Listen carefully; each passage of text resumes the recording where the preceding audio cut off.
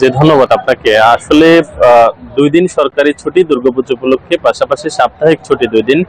এই মিলিয়ে ৪ দিনের ছুটিতে যথেষ্ট পরিমাণ পর্যটকের সমাগম হয়েছে। কিন্তু গতকালকে থেকে সমুদ্র সৈকতে ৩ নাম্বার যে সতর্কতা সংকেত দেওয়া হয়েছে, এই সতর্কতা সংকেতকে কেন্দ্র করে মানুষের যে জনসমাগম তা কিছুটা কমে এসেছে এবং সকাল থেকে মূলত কক্সবাজারে যথেষ্ট পরিমাণে বৃষ্টি, যার কারণে হচ্ছে সৈকতে মানুষজনের সমাগম কিছুটা কম। আজকে দুর্গাপুজোর প্রতিমা বিসর্জন অনুষ্ঠান অনুষ্ঠিত হবে কক্সবাজারে এবং এটি বাংলাদেশের সবচেয়ে বেশি সংখ্যক মানুষের উপস্থিতিতে প্রতিমা বিসর্জন অনুষ্ঠান এখানে হয়ে থাকে।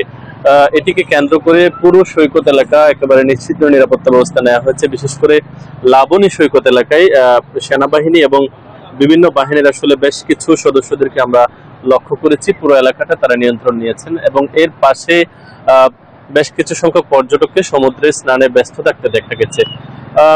যারা কক্সবাজারের পর্যটন হোটেল মোটেল ব্যবসায়ীরা রয়েছেন তারা যেটি বলছেন যে ৫০০ হোটেল মোটেল আছে কক্সবাজারে এবং এতে প্রায় শতাধিক হোটেল মোটেল মানে শতভাগ প্রায় হোটেল মোটেল বুকিং হয়েছে, কিন্তু এখন পর্যন্ত কক্সবাজারে যে পর্যটক আগমনে কোনো ধরনের ভাটা আসলে পড়েনি এবং প্রশাসনের পক্ষ থেকে যেটি বলা হচ্ছে যে সেনাবাহিনীর সব মিলিয়ে আজকে পুরো কক্সবাজারে একেবারে নিশ্চিত নিরাপত্তা ব্যবস্থা জোরদার করা হয়েছে এবং আজকের যে প্রতিমা বিসর্জন অনুষ্ঠান এটিতে কয়েক লক্ষ মানুষের সমাগম হবে বলে প্রত্যাশা করা হচ্ছে এবং এতে কোনো ধরনের অপ্রীতিকর ঘটনা যাতে না ঘটে সেজন্য সব ধরনের প্রস্তুতি ইতিমধ্যে জেলা প্রশাসনের পক্ষ থেকে নেওয়া হয়েছে। এ ছিল কক্সবাজারের পর্যটনের সবশেষ খবরাখবর।